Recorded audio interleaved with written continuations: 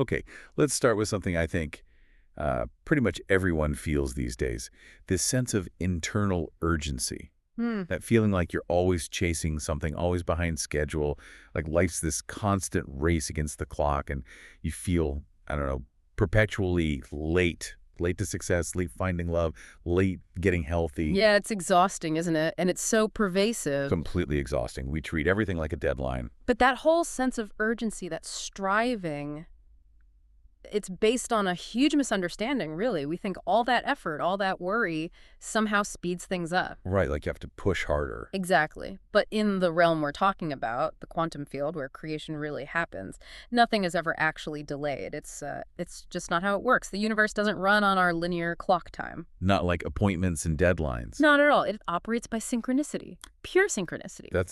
Well, that's a massive shift from how we're conditioned to think, isn't it? It absolutely is. So today, let's do a deep dive into that paradox. The paradox of manifestation. Why sometimes the most powerful thing you can do is actually let go.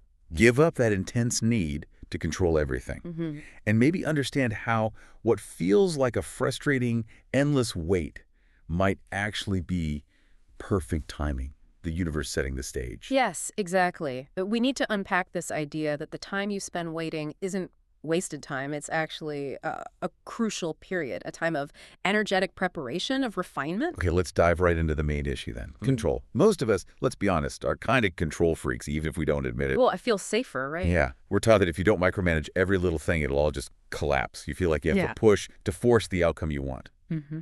But then, how do you square that with this idea of surrender? Especially with, real life.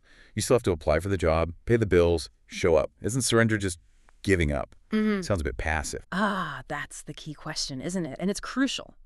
Surrender isn't passive resignation. It's not throwing your hands up and doing nothing. It's a shift from striving to allowing. Okay. That control instinct, while totally understandable from a survival point of view, it actually becomes a poison when we're talking about creating something new. Poison. How so? Because it locks you into what you already know, into the familiar world. See, worry isn't just a feeling buzzing around in your head. Worry is a vibration. It's what we could call the frequency of lack. The frequency of lack. Okay, tell me more about what that means exactly. It's not about whether you literally have enough money right now or the perfect relationship right now. It's the internal state. That constant churning feeling of not enoughness, the fear, the anxiety about if or when it will happen. That knot in your stomach. Precisely. And the quantum field, the universe, whatever term you prefer, it doesn't respond to your wish list. It doesn't care what you want. It responds to your vibration, to what you are, energetically speaking, in this moment. So if your underlying emotional state, your vibration is worry or scarcity or impatience, you're basically broadcasting lack. And the field, like a mirror, just reflects that back. It has to give you more circumstances that match that feeling. Wow. Okay. So trying so hard to control things actually sends the opposite signal. It broadcasts the very lack we're trying to escape. Exactly right. And it creates this really frustrating feedback loop. The harder you try to force things to control the how and the when, The more you push it away. you push it further away. Energetically, you're putting up resistance. You're saying, I don't trust this process. I have to handle it. I remember reading about this trap people fall into where they even try to control the act of letting go. Oh, yes. That's classic. Like, okay, I'm going to meditate so perfectly right now, universe, so you hurry up and give me what I want. That is such a perfect example of what we could call the invisible prison.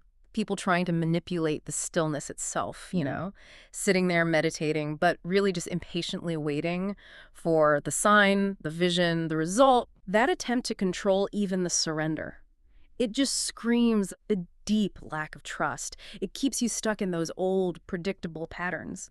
True surrender is when you genuinely, truly let go of the how and the when. And that quiets the internal alarm system, the anxiety. It finally allows that system to quiet down, and that's the space where this greater intelligence can step in and start organizing things for you, things you couldn't possibly figure out on your own. Okay, so if the universe works by synchronicity, not clocks, then what is that period that feels so agonizingly slow? That gap we call the delay. If it's not a punishment or the universe ignoring us, what should we call it? How do we reframe that? We absolutely have to redefine it, Yeah. fundamentally. Delay is preparation. That's the simplest way to put it. Or maybe think of it as invisible abundance. Invisible abundance. I like that. The quantum field just doesn't run on linear time. You know, the kind we measure with watches and calendars, believing that time is working against you. Honestly, that's probably the biggest trap in manifestation. Because it fuels that lack frequency again. Exactly. It keeps you locked in worry and impatience. But here's the thing. When your mind and your heart finally get on the same page, when they align, time starts to lose its grip on you. Its domination fades. So it suggests the universe is juggling way more variables than we could ever track on a spreadsheet. Oh, infinitely more. That perceived delay. It's often the field meticulously organizing all the complex variables needed for your desire to manifest in the most perfect way. Things way beyond our conscious grasp. Like, say, you want a new career that involved moving. Right. The delay might be the field coordinating the perfect job opening, the right apartment becoming available at the exact moment you're truly ready emotionally, maybe even ensuring the person you're meant to collaborate with finishes their own necessary growth first. So it's coordinating hundreds, maybe thousands of moving parts we don't even see. Simultaneously. So we really shouldn't see that waiting period as being stuck or held back. It's not a failure to launch. Absolutely not. Think about planting a seed, a complex one, like a perennial flower. You plant it, you water it, you give it sun, and you trust its inner blueprint, right? Yeah, you don't dig it up every morning to see if the roots are growing. Exactly. You trust the process. If your manifestation hasn't sprouted yet, it's not because it failed or it's too early. It's likely undergoing crucial adjustment or incubation beneath the surface. So the opportunity didn't fail to arrive. Maybe I wasn't quite ready vibrationally when I first asked. That's often the case. What feels like delay is actually your own energy field being refined, upgraded, prepared to match the very thing you've asked for. That shift in perspective Mm-hmm. from I'm stuck to I'm being forged, that feels huge emotionally. Yeah. But how do we actually do that? How do we get the heart and mind aligned to step out of that feeling of being trapped in time? Well, that leads us right into the core mechanism, doesn't it? Body-mind harmony. Because the quantum field, it doesn't respond well to desperation or frantic wanting. It responds to consistency of feeling specifically. Okay, consistency, not just a one-off good mood. Right, and that consistency demands that your mind and your body are singing the same song. They have to be in alignment. You can sit there and repeat affirmations 1,000 times, have the clearest mental intention. But if the body isn't on board, If your body, which is like the subconscious mind, the archive of all your past emotional experiences, yeah, if it's still vibrating with fear or lack or the memory of being sick, those mental intentions, they're pretty much null and void. because the body holds the record of the past. Yeah. So if it's still physically reacting to the old reality, the fear, the not enoughness, then the field is picking up that signal. Precisely. The body's been conditioned, sometimes for decades, to expect pain or struggle or scarcity. So the real work, the deep work, is transforming those ingrained emotional memories. So it's about retraining the body's emotional responses. Exactly, and this is where it gets quite specific. We need to cultivate what's called heart-brain coherence. When your heart and brain are synchronized, coherent, your body can actually be trained to feel the emotions of your desired future as if it's already happening. Feeling it before you see it. That's the essence. We often call it seeing before seeing, but it's really feeling before seeing. Okay, so practically, if I'm sitting here worried about, say, money, how do I know if my body is aligned or not? How do I check that somatically? It's about developing physical awareness. Manifestation isn't just a head game, it's a full-body somatic experience. Where are you holding tension right now? Are your shoulders hunched up by your ears? Is your breathing shallow, constricted? Yeah, I can feel that sometimes. That posture of fear or scarcity, that's a physical signal being broadcast to the field. The work is to consciously generate those elevated emotions, gratitude, joy, abundance, wholeness, and allow your body to believe it, to physically relax into that new state. So when the body genuinely feels safe and abundant, the mind stops its usual doubting and worrying. The doubting quiets down significantly. The mind follows the body's lead in many ways. When they align, when mind and body are coherent, the field is almost compelled to respond because it only really recognizes the frequency, the feeling state that you are embodying now. So it's like, it's not just tuning your radio to the right frequency.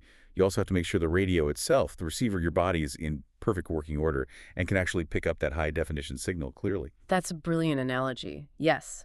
When body and mind achieve that coherence, creation stops feeling like a battle, like effort. You start allowing the future that already exists as a potential in the field to just emerge, to be drawn to you naturally. Okay, let's say we're doing the work. We've reduced the forcing. We're working on that body-mind harmony, embodying the feeling of the future now. How do we know it's working? How do we know we're genuinely on the right track? What are the signs? The universe, the field, it has its own language. And surprisingly, its primary language isn't noise or flashing lights. It's silence. Silence. Pure being. Stillness.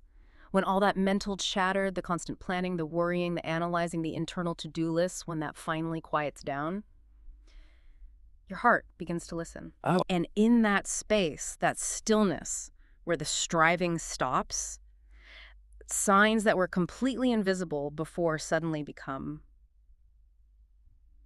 palpable, obvious almost. And those signs, we often call them synchronicity, right? Exactly. Synchronicity is the feedback. It's the undeniable proof from the field. Those unexpected encounters that feel perfectly timed, the unbelievable coincidences, getting just the right information or message exactly when you need it. It feels magical sometimes. It does, but it's not random luck or just statistical anomalies. These are signals. Direct communication from the field confirming that your internal state, your frequency is aligned. It's validating the hypothesis you're holding about your future. You know, it's funny how the only real difference between dismissing something as a coincidence and recognizing it as a synchronicity seems to be our own level of awareness at that moment. That is the absolute core of the transformation. When we're distracted, stressed, living in that frantic energy, we brush these things off. Oh, what a coincidence. Right. But when you're present, conscious, vibrating at that higher level of coherence, you recognize them. You understand them as communication. It's like the universe flicking on a little light and saying, yep, this way, keep going.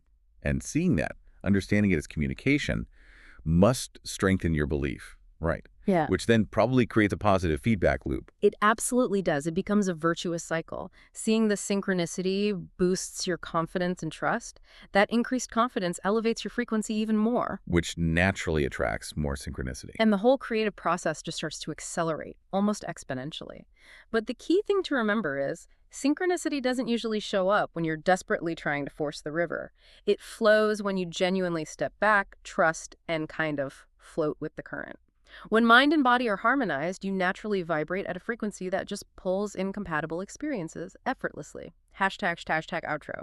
So really, this entire process, it just boils down to allowing. Allowing, not forcing.